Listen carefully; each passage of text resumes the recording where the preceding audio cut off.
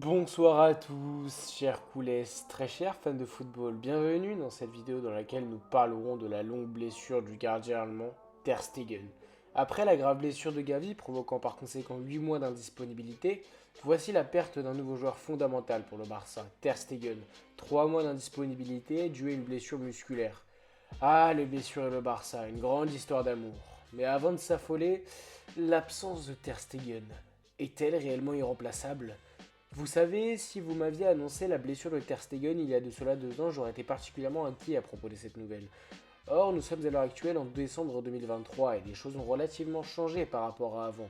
En effet, la défense blaugrana est devenue beaucoup plus solide par rapport à il y a quelques années. Et le gardien remplaçant est bien plus rassurant que Neto. Et oui, je sais, cher Koulès, je vous ai sûrement rappelé de mauvais souvenirs en évoquant le gardien brésilien. Or, il faut se l'avouer, si Ter Stegen était indispensable à l'équipe, c'était dû au niveau du gardien remplaçant qui était insuffisant pour un joueur du Barça. Et au-delà du mauvais gardien remplaçant, la défense était calamiteuse, elle était cataclysmique. On se souvient tous de Gérard Piqué, de Clément Langlais. C'est bon, je vous ai rappelé vos mauvais souvenirs. Donc voilà, ces critères justifiaient donc ainsi la raison pour laquelle la présence de Marc-André Ter Stegen a été jugée comme irremplaçable. Or, à l'instar de ce que je vous ai dit en début de vidéo, la défense est beaucoup plus forte et le gardien remplaçant est plutôt jeune, a donc un fort potentiel, il est de la Masia et est actuellement extrêmement fort. Et ce gardien est nul autre qu'Iñaki Peña. Il y a de cela une semaine, le grand public ne connaissait pas vraiment Iñaki Peña. Il était considéré uniquement comme un vulgaire pantin, comme une simple décoration, un simple gardien étant là juste afin de bouger la seconde place du gardien de but. Or, en l'espace de 5 jours, Iñaki Peña a réussi à retourner l'opinion des fans. En effet, le gardien espagnol fut titularisé face à Porto. Ce fut sa première titularisation cette saison. Et forcé de constater, ce n'était pas le match le plus propice pour un jeune gardien ayant seulement 11 titularisations professionnelles à son compteur avec le Barça.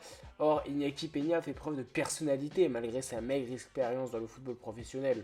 Son match face à Porto fut un grand match effectué de sa part et mettons de côté ses grandes parades qu'il produisait. L'international espagnol s'est aussi fait remarquer par son jeu au pied plus qu'exceptionnel. Il ne tremblait pas alors que les attaquants arrivaient à toute allure sur lui, il gérait parfaitement bien le tempo des relances, il faisait des passes longues, des transversales hyper précises, et cela a eu un impact direct, par exemple, sur le but du Barça face à l'Atlético. Et oui, on voit au début de l'action, c'est Peña qui fait la passe à Pedri, bien que Iñaki Peña fut pressé par Griezmann.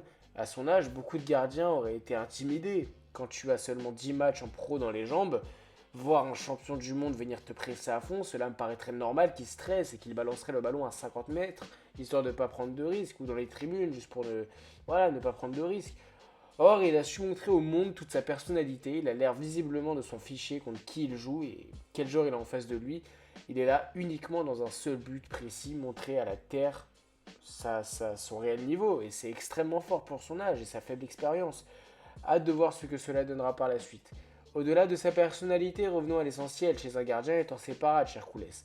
Des parades terstegenesques. Excusez-moi pour le terme, mais des parades de folie furent réalisées par Iñaki.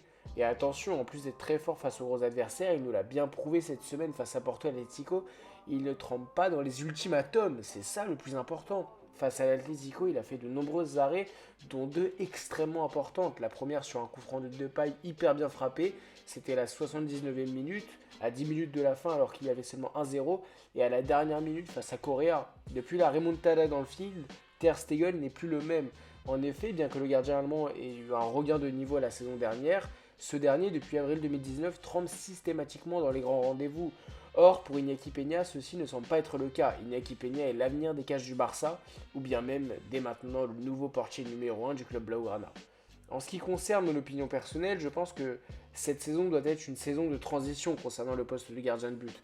En effet, Ter Stegen est âgé de 31 ans. C'est certes pas très âgé pour un gardien, mais cela reste 7 ans de plus qu'Iñaki.